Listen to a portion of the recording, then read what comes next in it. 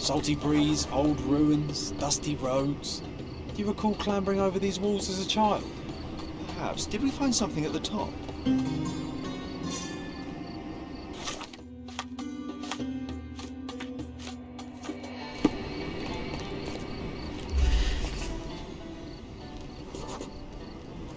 It was an old skull.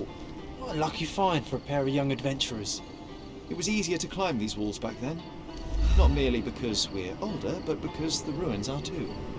Of course. You said we needed to bury him. Do you remember where? Well, one would think burying a human skull would stick in the mind, but somehow...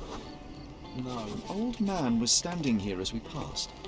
Oh yes, I remember his face as we flew by with a skull in our hands. He looked as shocked as our grisly companion.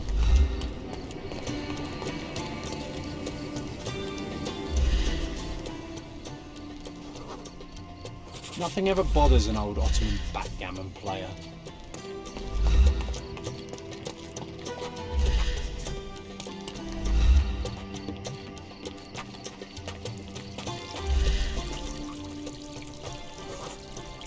This wasn't the right place for a funeral. We were looking for somewhere more appropriate. Funny, nowadays you love putting men behind bars. You're a fellow of infinite jest, aren't you? The water level was higher back then.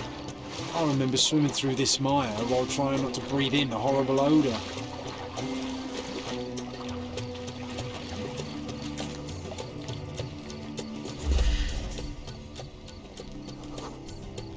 This is where we buried it. It seems that with time, our friend has emerged once more. The skull is ancient. Its likeliest owner was one of the Knights Hospitaller who died during the siege of the fortress. I remember now, you said this skull was my father's. A child's imagination is a powerful tool. You needed this.